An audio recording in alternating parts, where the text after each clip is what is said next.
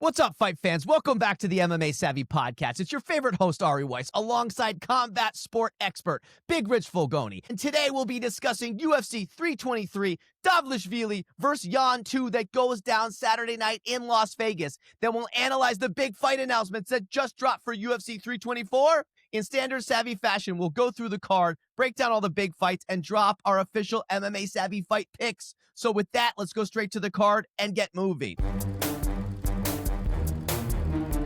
Okay, baby, the final pay-per-view of the year and ESPN MMA's last pay-per-view event, UFC 323, Merab versus Jan 2. It's definitely a pretty great card. I gotta say, it's a little heavy on the flyweights for Wally. Deep down, I don't know if I'm still a flyweight guy, but it's a pretty great card top to bottom. If you look at those prelims all the way up, it's very exciting.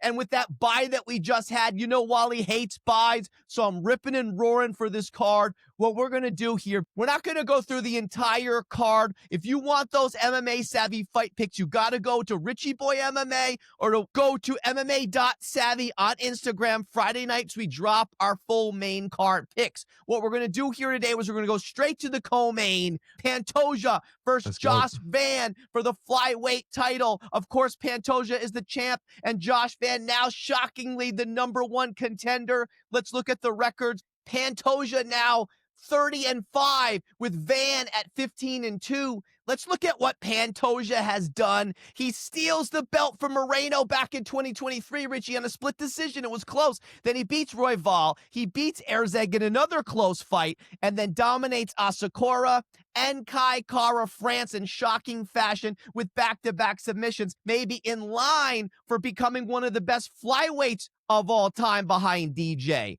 Okay? Then you look at our boy, Josh Van, and see what he's done. So since he lost to Johnson back in 2024, he beats Charez, he beats Durden, and then don't forget this, he actually dealt with an elite level wrestler in Topuria, and that got him on the map for me to then knock out Bruno Silva to get in the top 15. And then in that shocking, unbelievable, maybe fight of the year, he outstrikes Royval to be the #1 contender in the world. Let's look at the odds here. Pantoja is a -238. Niko taking Van. And you know what, baby? My underdog pick of the night. I gotta go Josh Van.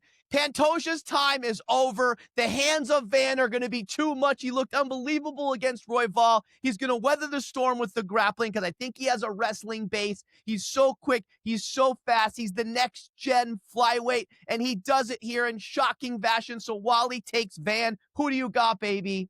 Man, I mean, we talked about that on this podcast before, Savvy fans. You know that we're all fans of Josh Van and Pantoja. It's a crazy run that he's been on, especially the way he finished these last two fights, right? So dominantly. And Kai Kara France, I thought actually had a shot in that fight, and he walked right through him. With that said, I got to roll with my Savvy bros here, and I'm taking Van as well. I mean, I don't have anything to lose here when it comes to picks this year. I'm not fully in the race anyway, so I'm going with my heart here these last few cards, and I believe in Van. I think he's got a bright future. He's a young phenom. To your point, he seems to be well-rounded, and he's durable, and he's young. So I just think he can take one to throw one here, and he can defend the takedowns, and you know he might put a hurting on Pantoja. It could go completely the other way. We could end up on his back and the rear naked, but you know, let's get behind our boy here. We're all taking Van in shocking fashion. I thought Niko would have his shot at taking Pantoja and gaining a fight on me, but he doesn't do it. Let's go to the bantamweight title. Merab, the champ of the world, versus the #3 contender Petr Yan in a rematch. I do love this fight. Let's check out the records here, baby. Merab now is 21-4. Yan is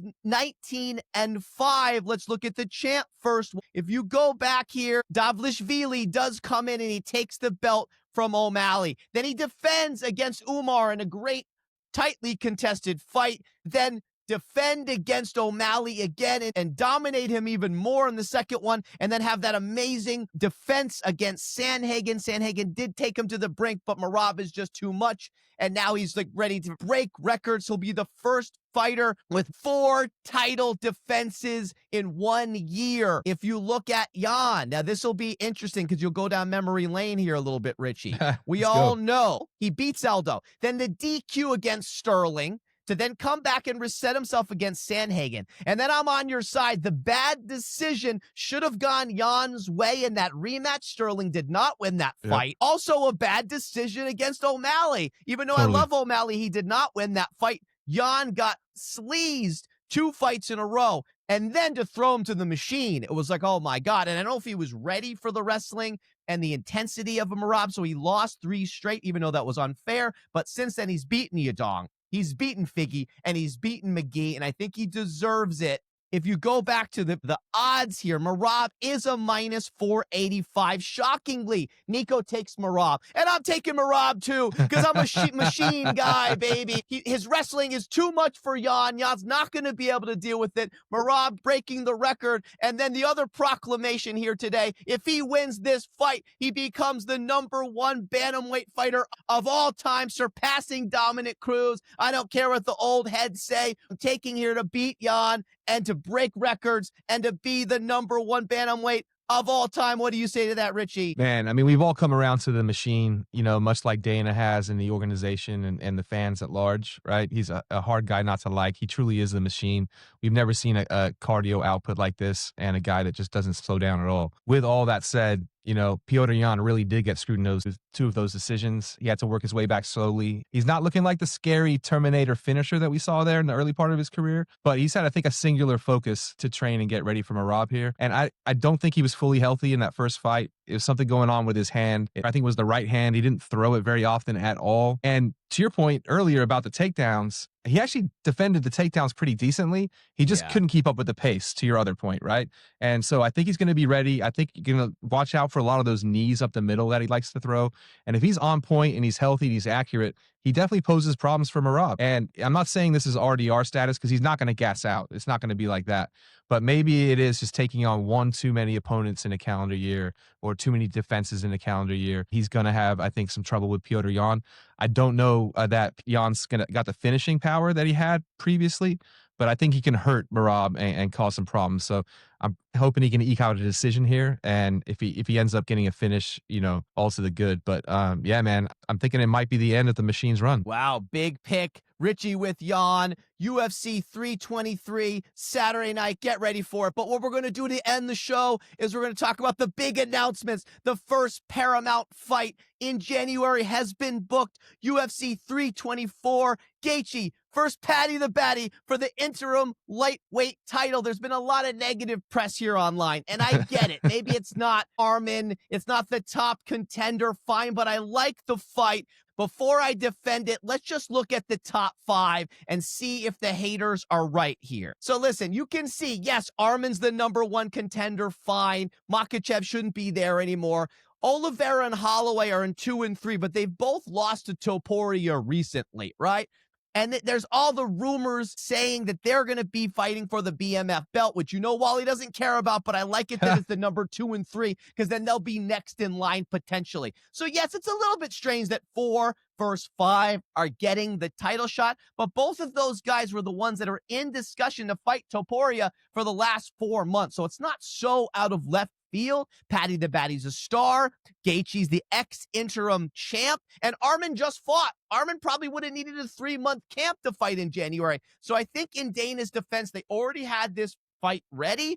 So it's more just the timing that screwed Armin. I don't think it's the bad matchmaking. I do like the fights. I'm going to defend the fight. I'm going to say this is a great main event fight. I don't care what Helwani says. I love the fight. Gaethje, Pimblett, very exciting. It's going to be fireworks. I'm going to claim right now, not only does Paddy the Baddy win this fight, but then he mops the floor with Topuria when he comes back at either the White House card or the International Fight Week. Paddy the Baddy wins the belt here and then defends and shocks the world and upsets Topuria because he's the best lightweight in the world, baby. What do you say to all that, Richie boy? I mean, first off, that's a bold proclamation, right? I think a lot of the haters online will say that, you know, Paddy's resume is just beating up a lot of old dudes that are way past their prime. And that's true. Now, the other side of that coin is we've seen a lot of improvement in Paddy in his last, 2 or 3 fights from fight to fight, right? You know, ever since he eked out a probably wrong decision against Gordon, he's really made some improvements. So I don't know if I agree that he's going to beat Justin and then go on to beat Ilia, but I do like the matchup as a fight. I don't think it deserves to be a title fight necessarily, but I'm not mad at the matchmaking at all. I think it's going to be a banger.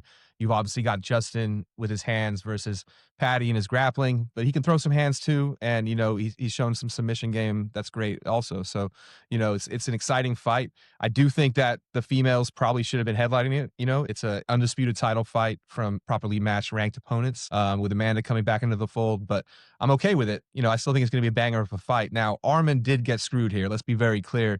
He went on the mic. He knew about this fight. He specifically called out the date, January 24. I'll be ready to fight.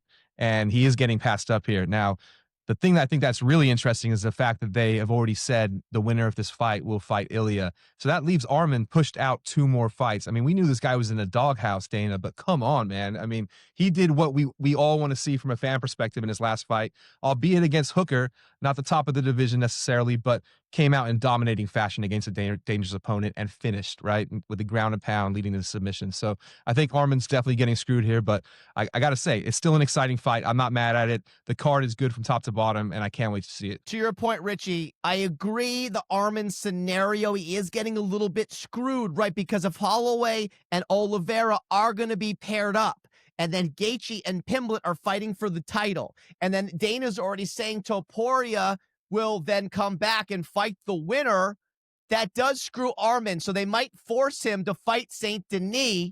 If Topuria ends up extending his stay outside of the UFC, then maybe they throw Arman in that fight.